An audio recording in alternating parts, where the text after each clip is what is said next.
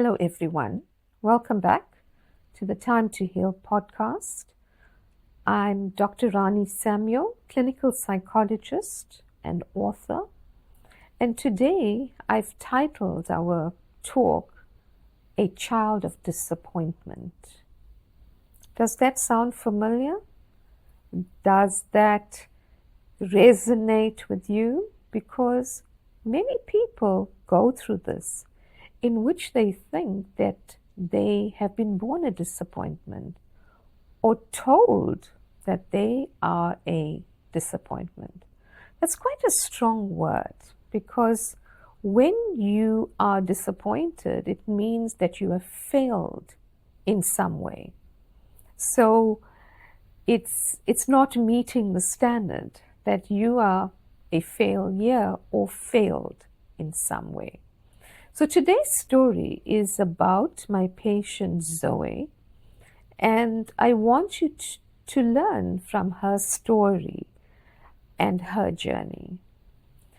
So Zoe came to me when her husband died. He didn't just have a tragic accident or something like that.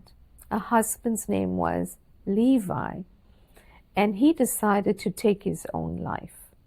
And it was by quite tragic means, because he shot himself in the garage where he parked his car. And that gruesome find was something that Zoe discovered when she could not find him after work.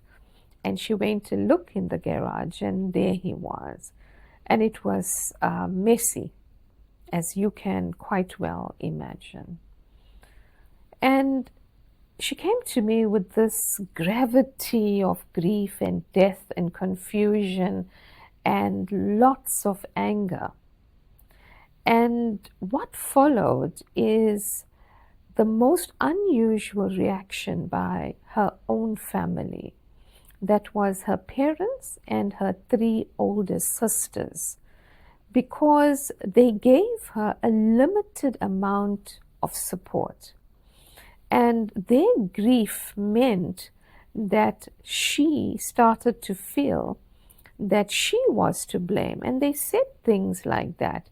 You must have been a bad wife. We know that you fought with him all the time.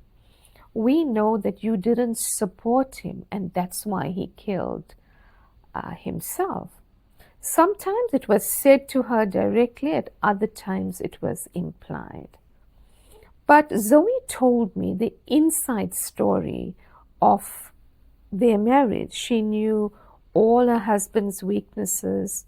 She knew all his failings. She knew all his affairs, his mismanagement of the family finances, and she always protected him. She did not want him to be humiliated in public. And it was not like she gave him a lack of support. She protected him too much, and he was never held to any accountability for his behavior. But what happened during the funeral and subsequent months that followed, her family almost abandoned her. And she went through an even darker time. Not only had she lost her husband, had to move out of the family home, care for her 2 children, but she had lost every semblance of her biological family. I now know Zoe for 5 years, and she has done incredibly well in that time and has really healed. But she's always stuck at the issue of how her family continues to grieve. When she speaks to her parents, and there's been some healing in that relationship, they still mourn and weep as though Levi just died yesterday. And what was going on here, she often wondered, and so did I. What was happening? How do we get to the root of what this problem is? in one of our sessions, I decided to take a more detailed history from Zoe, starting before she was born. As I said, Zoe had 3 older sisters, and the age gap between her oldest sister and her was 11 years. So Zoe's parents desperately wanted a son. They already had 3 daughters, and they thought that for the last time, they would try for a son, a male child, which they saw as carrying the family name.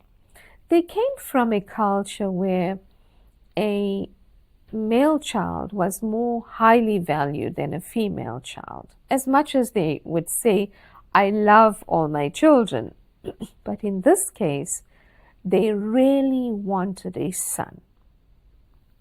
So when Zoe was born, and her birth and the time of her birth was a time of great disappointment for her parents, because they did not get the son they so desired.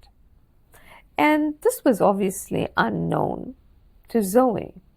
But fast forward her story. When she was in her 20s, she grows up, she goes to college, she qualifies, and that's where she meets this very charismatic man, young man, Levi.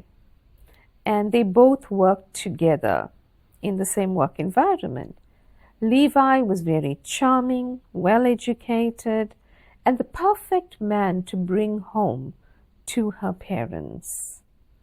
And he was instantly welcomed, almost instantly loved by her parents and her 3 sisters. Zoe and Levi courted for about 2 years, and then he proposed, and they had a beautiful wedding.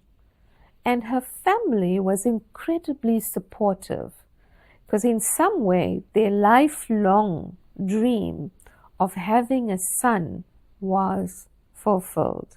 Levi had a very extroverted nature. He was a dashing dresser, and he was always center stage no matter where he was.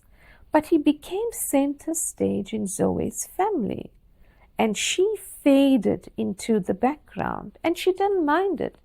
She felt sidelined, but Zoe played the role of the loyal wife. She got more attention almost because she had brought Levi into the family, and she let him enjoy his popularity, whether it was in his family or outside the family.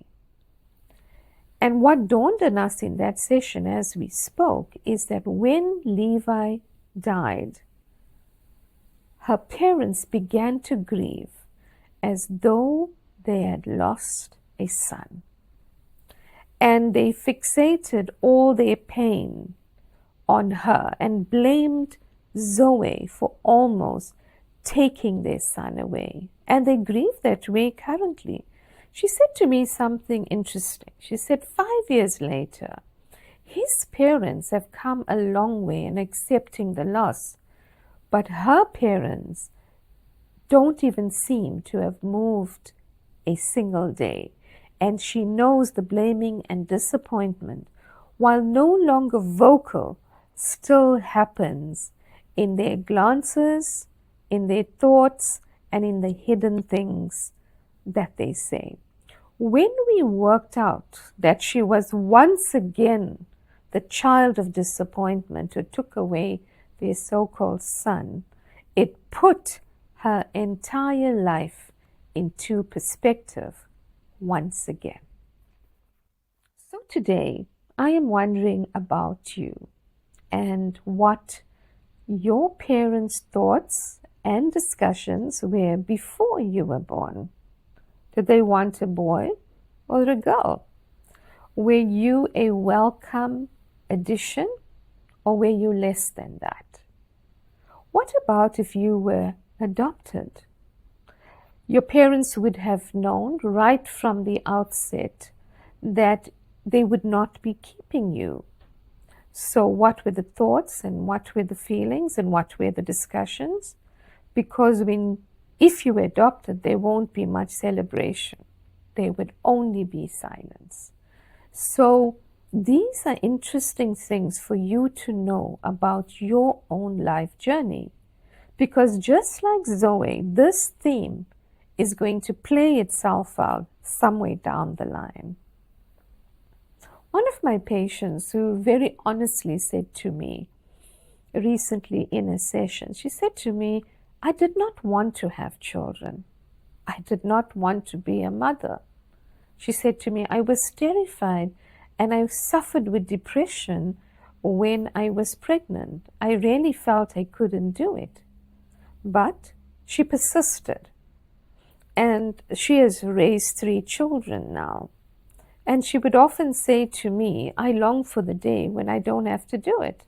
But she's a very devoted mother, but more out of duty than anything else. And this brings about a different kind of result, where before you're born, your mother starts to think that she actually does not want to be a mother. And it's important that we understand our mother's journeys, because these things have impacted us greatly. So I am wondering for you, what was the beginning of your story? Is this impacting you in the present time?